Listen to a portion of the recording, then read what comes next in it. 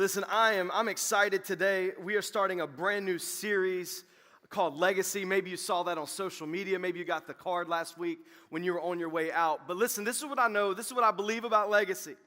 Is we have been looking forward to this. We plan out our series like months in advance. And I have been looking forward to this series for a long time. Like we've been in Fresh Air in the beginning of the year. Then we were just in a series called These Are My People. How many of you guys enjoyed that series, These Are My People? That was amazing. It was amazing stuff.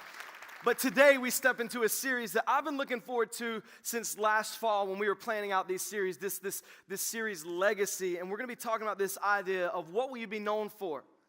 Because I believe I've got this suspicion, I've got this inkling in my heart that most of us, we want to be known for something significant. We want to be known for something that matters. And I believe, this is what I believe, is over the next few weeks, I believe that the content that we will discuss in this series has the potential to change the trajectory of your life. It has the potential to set you on a new course. It has the potential to do something. Maybe when you hear something I believe for some of us in the room, something's going to unlock. You're going to hear a word that you've never heard before. Man, God is going to speak to you in some crazy way. And so I pose this question, what will you be known for? It's the tagline of the series. It was the tagline on the card you got in. And this is the kind of the sentence that I want us to fill in is, I will be known for blank. That by the end of this series, when we get to the end of these next few weeks, I want us to be able to fill in this sentence, to finish this sentence with something of significance. Because your answer to that blank, it says a lot about you.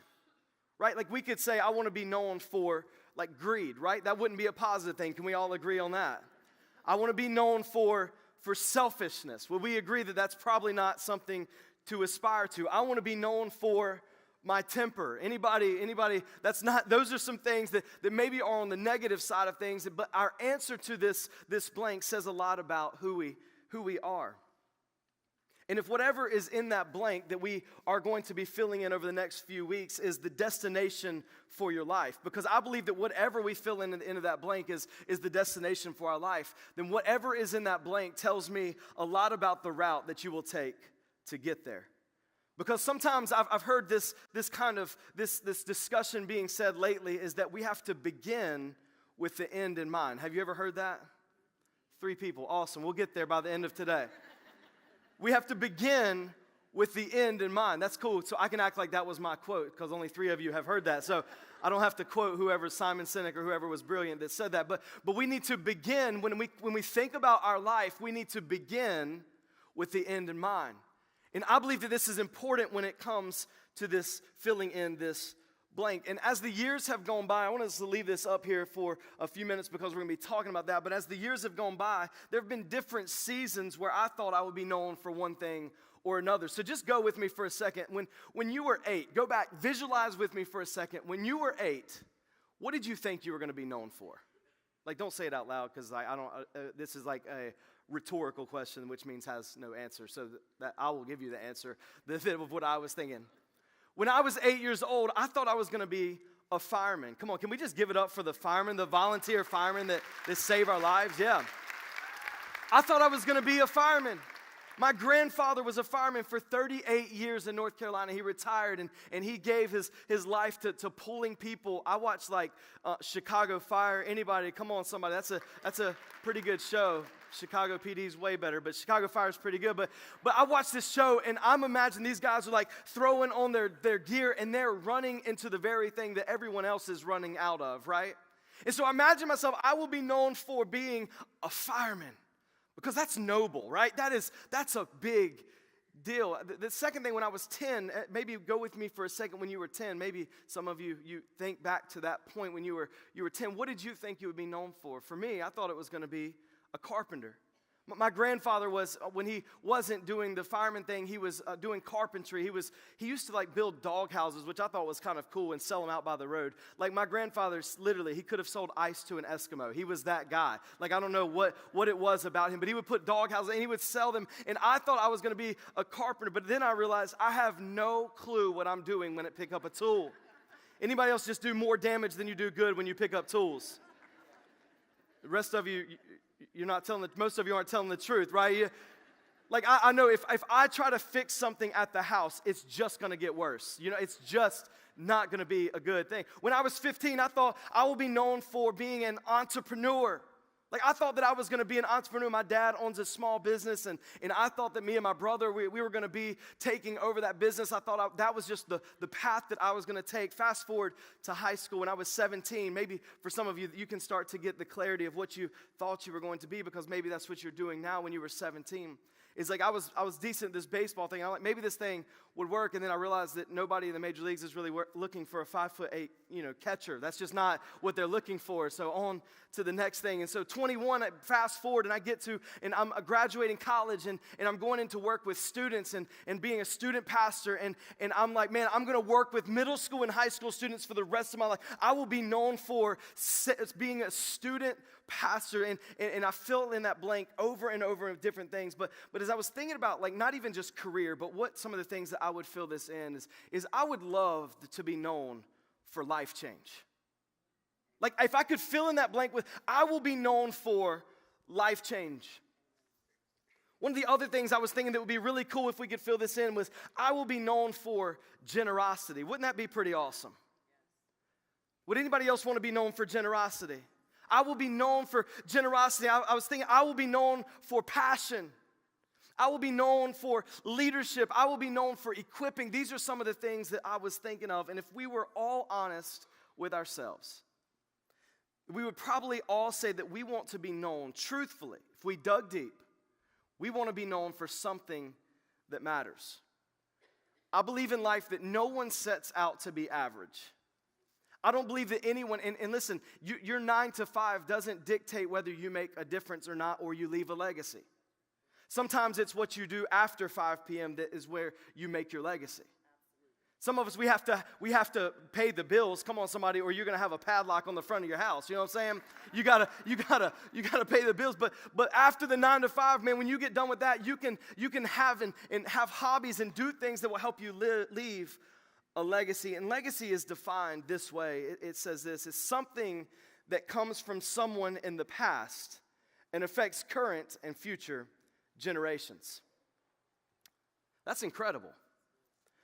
That's something that we should write down. That's something, if we're taking notes, that we should know the definition of legacy. Something that comes from someone in the past and affects current and, what's this word say? Future. You didn't get enough coffee on the way in. Current and future generations. Current and future generations. And according to the definition, legacy is something that we will all leave. And our choice is the kind of legacy that we will leave. And so this morning, I want to use this rope to illustrate our lives. And if we were to kind of use this just to be very simple and to show you this, that if this is the beginning of our life, if we were to kind of, because most of us, actually all of us, we started at zero. Just in case you were wondering, we started at zero. Everybody was born at some point, right? Look at your neighbor and say you were born at some point. Some of you, it was sooner than others. It was, yeah, you were born. The next, let's just assume that we all could make it to 100. Wouldn't that be pretty cool if we could all make it to 100? Anybody want to make it to 100? Anybody got some dreams and aspirations? Okay, the rest of you are like 65 is good. I'm good. I'll just stop there. Yep. You see, imagine with me that this is our span of life. And just imagine that all of us, we live this between 0 and 100. And there are decisions in our life. If we were truthful with ourselves, there are decisions in our life that they mark us. And so at 13, I want to show us a few of these things, a few of these decisions. Maybe you started out, and we're going to kind of, I don't know where that would be, 13. Does this look like 13% to you? Any type A people? Is that about 13%? This way a little bit? Okay, let me just move it for all the type A. Perfect. All right, 13. When you were 13, you made a decision that you weren't proud of. Maybe that was when you lied to your parents, and so the stakes weren't that high. Like you thought it was not that big of a deal. And by the way, I did some things like when I was 13. Like I remember one time around that age, I was walking up my steps and I was going up the stairs and there was a wall there. My mom was in the kitchen and I made a face at my mom and she said, "Don't make that face at me." Moms literally can see through walls. You understand that, right? They don't just have eyes in the back of their head. So when you were 15, maybe you made a decision and you got you got into a fight when you were in high school. For me, I got in a fight when I was in middle school. The kid kept calling me fat and I couldn't handle it anymore. That was a little detox moment for me. But seriously, I was like, no, you're not going to do this. And I remember swinging and hitting this kid. And then the rest is history. My dad was like, listen, he shouldn't have called you fat. That was not okay that you punched him, but I can't be too mad at you because I got in a fight in middle school too. You ever had that moment with your kid? I can't be mad at you because I did the same exact thing. When you were 16, maybe the stakes got a little bit higher and you started drinking on an occasion. Things just started to kind of ramp up a little bit. If I can get this on the rope, that would be awesome.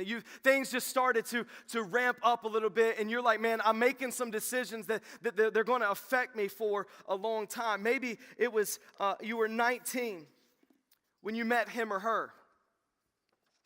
19 when you began that relationship that maybe that didn't end so well. When you were 25, you stepped into your first marriage. And you begin to make these decisions that mark your life, that they kind of that look at the span of your life. When you're 35 now, and maybe you find yourself making some shady, and I'm getting really close to 50 before I'm even close to 50%, all right? So just work with me here today. But when you were 35, you started making some shady business deals that you weren't very proud of, some things that you're living with, some things that you're debating in your mind, and maybe that you found yourself, and you're 50 now, you're kind of at the middle point of life, and you find yourself now in times and moments of greed. And we all make these decisions that affect our life. These are decisions that throughout our time and throughout our span of life that they begin to mark us, and things that happen, and if we aren't careful, that we can let not just mark us, but define us. And so this morning, if you have your Bible, I want you to turn with me to the book of Joshua chapter 2. Joshua chapter 2. We're going to pick up a story here in a moment from the second chapter of the book of Joshua. Joshua is early on in the Bible, so if you're turning there, you'll find it pretty early there. And this morning, we're going to be talking about a woman named Rahab. It's good. We talk a lot of men in the Bible. It's cool to talk about a woman, but this woman wasn't known for a great thing yet. We'll get to there in a minute. But maybe you've heard the name Rahab. Maybe you know what Rahab was known for. But here's the truth and here's the reality. Is that maybe, just maybe, we're more like Rahab than we think. When I read this first verse, you're going to say, Pastor, you better explain that. Chapter 2, verse 1, it says, And Joshua, the son of Nun, sent 2 men secretly from Shittim as spies. That is an interesting word in the Bible there. Saying, I'm just going to call it, when it's an awkward moment, you call it like it's an awkward moment there. Saying, go, view the land, especially Jericho. And they went and came into the house of a prostitute whose name was Rahab. And they lodged there. Wait, time out, Pastor. You said that we're more like Rahab than we may think? You're calling me a prostitute. Because I got an issue with that, and I might just walk out, right? We're going to have a conversation, and that's, listen, all I'm saying is that for some of you, things aren't so nice and tidy in your lives. And that's okay. That's why we created this church. That's why we started this thing. Maybe you didn't grow up in church. Maybe you've got some baggage and you're not sure if there's even an opportunity for you to leave a great legacy. And so when we start talking about this legacy piece, you're kind of disconnected from this because you're like, hey, Pastor, you don't know what I've done. I'm actually a lot like Rahab in my life, and I've done some things that I'm not very proud of. And if you've got some things in your life that maybe if people knew about it, like it might just scare them. But just for a moment, this is what I want to do. I want to take a time out. We don't often do this in life. And for a moment, can we just zoom out and take a look at our life? Doesn't it seem like we're always just living in the here and now? If that's true, can I just get some type of confirmation or affirmation of we feel like we are living truthfully in the here and now. This happened to me, they said this to me, things aren't going the way I thought they would, and before you know it, you find yourself thinking that where you are is where you will always be. And you think that what you've done is who you are, and you just get stuck. And we find ourselves oftentimes looking at this much of the rope. Like maybe for you, your worst decision that you ever made was in the age of 19. And so you find yourself, no matter if you're at 51 over here hanging around this one, you find yourself looking back at 19, and that's all you can see is that portion of your rope. Am I speaking to anybody today? Like we find ourselves, maybe your worst decision was at 25. And we find ourselves at age 60 looking back at 25, and we're so concentrated on this piece of rope. We're so concentrated on this thing that we can't even see like the forest from the trees. Mark Batterson, an incredible author, once said this. He said, "We think right here and right now. God is thinking nations and generations." I want us to just back up, to zoom out for a second. And I think this quote, this Mark Batterson quote, can really help us. That we think right here and right now. We're always in the moment, but God is thinking nations and generations. Church, can I pose a question to you this morning? What if your life is a beautiful work of art, but we are so close to the canvas that we just can't see the picture that God is painting? Like, can we get there for a second? Does that make sense? What if your life, it's a beautiful work of art? God is like, I'm doing something beautiful in your life, but you are so close to the canvas. You are so close to this thing that you can't see the picture that God is painting. And if you could step back and you could see all of the wonderful pastels, I imagine, what's that guy's name with the big blowout hair? And he had the little art board. Come on, somebody help me out. Bob Ross. I just imagine Bob Ross. If God looks like Bob Ross, I'm out, right? I'm out. Heaven, no. Oh. But I just imagine that God is painting this beautiful picture of our life. But we are so zoomed in. We are so close to the canvas that we can't even see the picture that He's painting. What if we could just zoom out? And truthfully, this is what this series is all about. This is why I'm so excited about this series. Because as a church, I started thinking that if we could zoom out and just try for a moment to set our eyes on more than just the right here and right now, then maybe, just maybe, we have a shot at capturing the power of legacy. If legacy is something that comes from someone in the past and affects current and future generations, don't you want to be a part of leaving a powerful legacy? And I don't know if Rahab had a moment of zooming out or what, but we see that things begin to change for her. And so for the next few minutes, I want to give you three things that I believe are of vital importance if we desire to leave a legacy worth talking about, and they come straight from Rahab's life. So we're going to pick up in verse 2, in chapter 2, and it gets better. All right, the prostitute thing, we're kind of past that. All right, so verse number 2, it says this. It said, "It was told to the king," let me read it from verse 2. It says, "And it was told to the king of Jericho, behold, men of Israel have come here tonight to search out the land.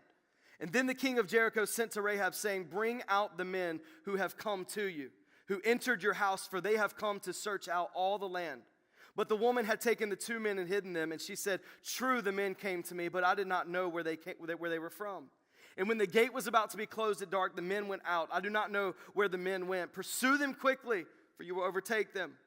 But she had brought them up to the roof and hid them with the stalks of flax that she had laid in order on the roof. And so the men pursued after them on the way to the Jordan as far as the fords, and the gate was shut as soon as the pursuers had gone out. And so the men come to her house, and she hides them, and then the other people come and they're like, hey, where are these men? Oh, they headed out. And before you get all mad at her, let's remember as parents that we tell little less than truths to our kids all the times, right? Not lies, less than truths. Like my mom, she used to tell me that you can't swim 30 minutes after you've eaten. That is not true. There is no evidence. She wanted to sit by the pool without having to watch me. She told me a less than truth. You told your kid that looks awesome when they came home from art class and you have no clue what it was. Don't act like you're above Rahab. You told them that Chuck E. Cheese was closed on Monday or Tuesday or Wednesday, whichever day you didn't want to go, right? Like, you played great. No, you struck out 3 times. You're horrible. But you couldn't tell them that, right? You get what I'm saying? So Rahab had a decision to make, and in this first step in leaving a great legacy, she took a step in obedience. This first thing, this step in obedience. You see, obedience in the right here and right now is the beginning of leaving a legacy. Obedience it's not often talked about. It's often not fun to talk about. It's not a sexy word by any stretch of the imagination. Nobody loves preaching on obedience. Obedience. It's like you don't get the preacher voice when you're talking about obedience. Nobody goes there, right? You see, but I believe that obedience is the foundation to legacy. That the greatest way to leave a legacy is long obedience in the same direction. The greatest way, if we were to capture this in a moment, the greatest way to leave a legacy is long obedience in the same direction. We live in a culture that celebrates 15 minutes of fame, but we serve a God who honors a lifetime of obedience. Like we serve a world, we live in a world, that you do something crazy, you say, cash me outside, how about that? And you end up like, this girl is celebrated. Are we serious? Like, who is she? She's on crack. Are we serious right now? We live in a world that celebrates that, but we serve a God who honors a lifetime of obedience. And you may never end up a meme. You may never end up on Dr. Phil. Please, God, don't end up on Dr. Phil. But I'm telling you, we serve a God who honors a lifetime of obedience. And what you need to know is that the decisions you are making today, listen to me, are shaping your legacy for tomorrow. The decisions that we make today are shaping our legacy for tomorrow, and we have no idea the effects of the obedience of our generation. You see, Rahab had no way to know the effects of her obedience. She had no way to know the effects that her obedience would have on the entire narrative of the Bible. You see, we all have this choice when it comes to obedience, that will we choose the harder right over the easier wrong, or will we go for the easier wrong? Mark Batterson, again, come back to him. He's an amazing author. He said, obedience earns compound interest. Over time, it's called faithfulness. Like, this may not mean much to you right now if you're 18 or 20 or 22, but I'm telling you that, like, I don't know, but this may seem really weird for the folks that are older than me, and you may like say, cry me a river, Pastor Kenneth, but like when I hit 30, there was something that happened. Like, I was no longer cool. Like, I realized that. Like, when I was a student pastor, I was like, I'm in my 20s, man, I'm cool, man, I got this. And when I hit 30, something weird happened. I wasn't sure where I fit in. I wasn't sure, and like some of you are like, I know if you're 40, 50, you're like, come on, Pastor Kenneth, you're going to get older than that one day. But this is what I'm telling you. Is I started I used to like write off this stuff of legacy and this stuff of leaving a mark, this stuff of doing something bigger than yourself. But something happened when I hit 30. I decided and I figured out, and in my mind and in my heart, that I wanted this life. If I have one shot at it, I want it to matter. I want it to matter. And we see, just like Rahab, she took this step in obedience. Verse number 8 of chapter 2, it says, before the men lay down, she came up to them on the roof and said to them, I know that the Lord has given you the land. I know that the Lord has given you the land. Don't miss that. And that the fear of you has fallen upon us, and that all the inhabitants of the land melt away before you. For we have heard, don't miss that, for we have heard how the Lord dried up the water of the Red Sea before you when you came out of Egypt, and what you did to the 2 kings of the Amorites who were beyond the Jordan, to Sihon and Og, and whom you devoted to destruction. And as soon as we heard it, our hearts melted, and there was no spirit left in any man because of you, for the Lord your God, He is the God in heavens above and on earth beneath. Now, then please swear to me by the Lord that as I have dealt kindly with you, you will also deal kindly with my father's house, and give me a sure sign that you will save alive my father and mother, my brothers and sisters, and all who belong to them, and deliver our lives from death. And the men said to her, our life for yours, even to death.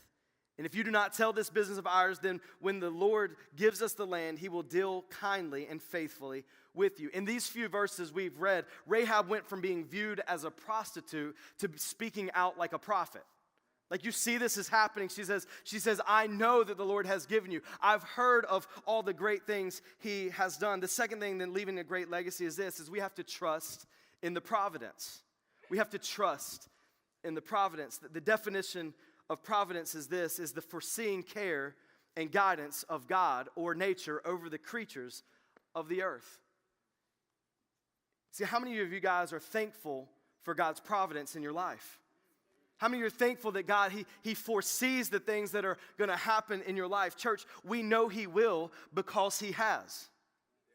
Like, we can have faithful that God will in our life because we've seen what He's done in the past. You see, the reason that Rahab was so confident that the Lord was going to be theirs, or the land, was going to be theirs, was because of what she had seen God do for them in the past. You see, God's past provision proves His future providence.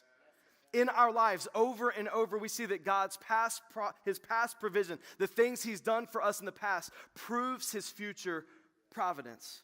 And the evidence that He's given us in the past is going to give us the boldness that we need to walk into the future. You see, God didn't lead the Israelites to the Red Sea so that they would drown.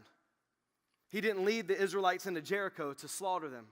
And He hasn't led you to where you are today to let you go. He hasn't brought you to the place in the land you're standing in to say, oh, I'm glad you got here now, I'm out. Like, He hasn't led you up to the Red Sea. Maybe you feel like in your life you're against the Red Sea and you need it to part. He hasn't led you there with the armies charging behind you to just say, hey, good luck from here. Hope you got it. You see, what God has led you to, He will lead you through, church. And we can trust in that. Somebody needs to hear me say this today, that what God has led you to, He will lead you through. You don't know what I'm going through, Pastor Kenneth. You don't know my struggle, and you're right, but I do know Scripture. Romans 8:28 says this, and we know that for those who love God, all things work together for good, for those who are called according to His purpose. And maybe, just maybe, Rahab, maybe she thought that she was going to be known for this good deed. Maybe she thought she was going to have to make up from some of the bad deeds that she had done in the past. But what she didn't know is that she was building a legacy.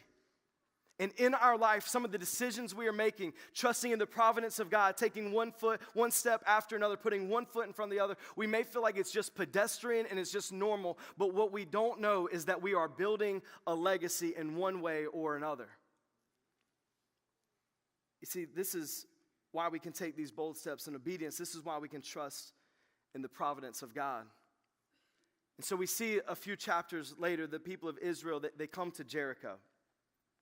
And they march around the city walls for 6 days. Some of you have heard this story. It's kind of preposterous and kind of crazy, but it's really cool. It's a God thing. And so they march around the city for 6 days. And on the seventh day, they march around the city 7 times.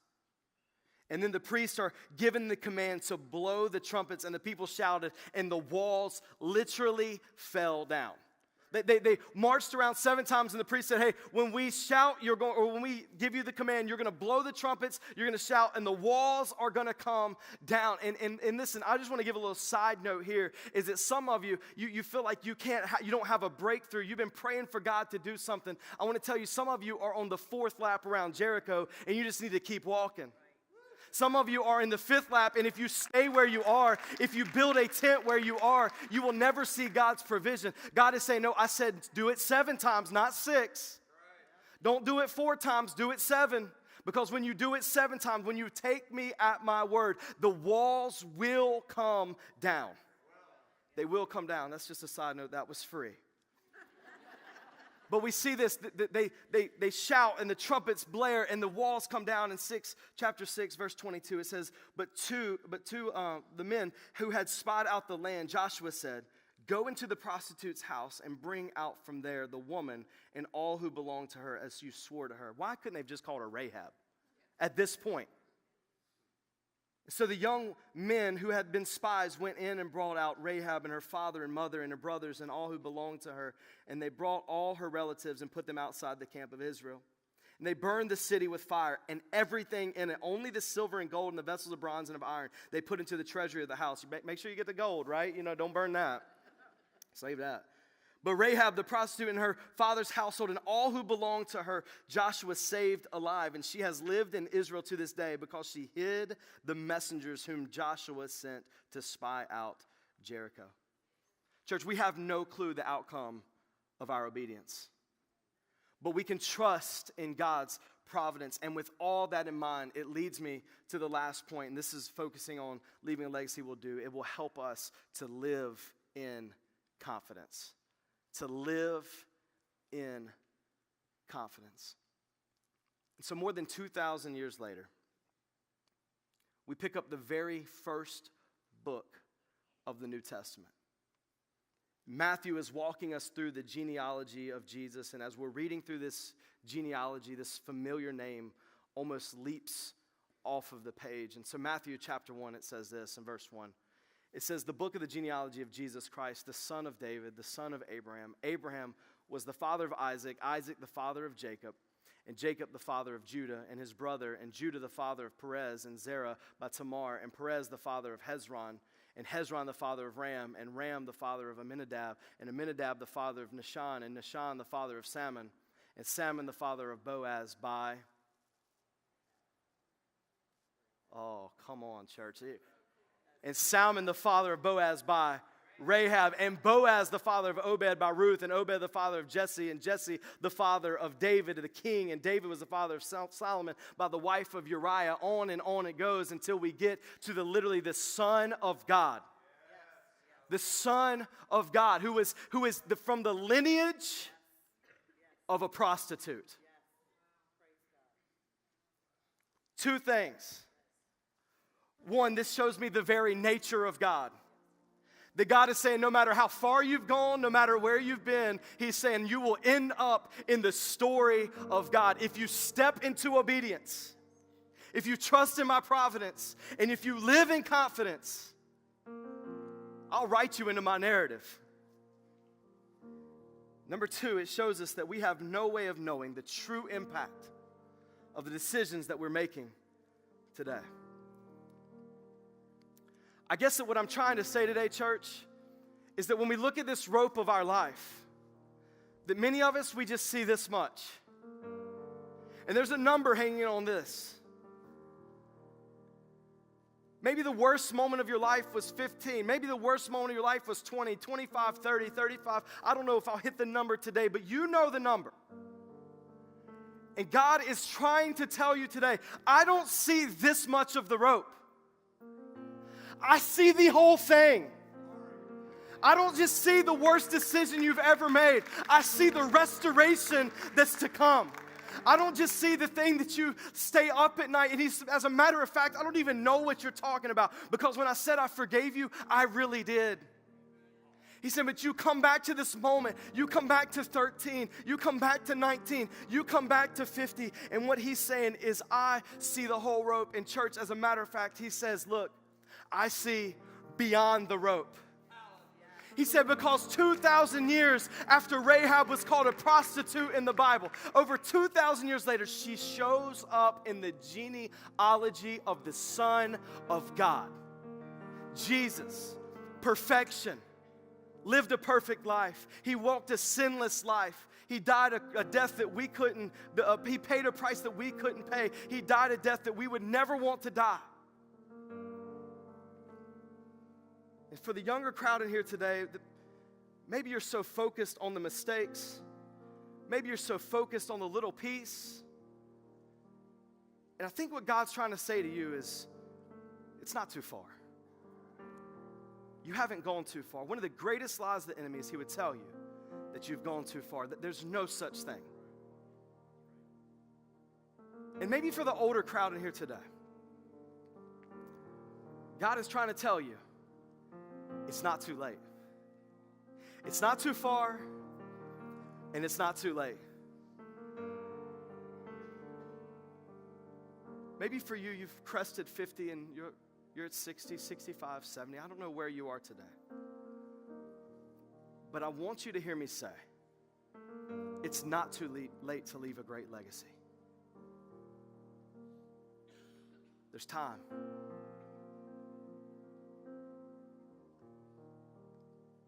I had a friend tell me one time, he said, if you ain't dead, that's how we say it in the South. If you ain't dead, then God ain't done.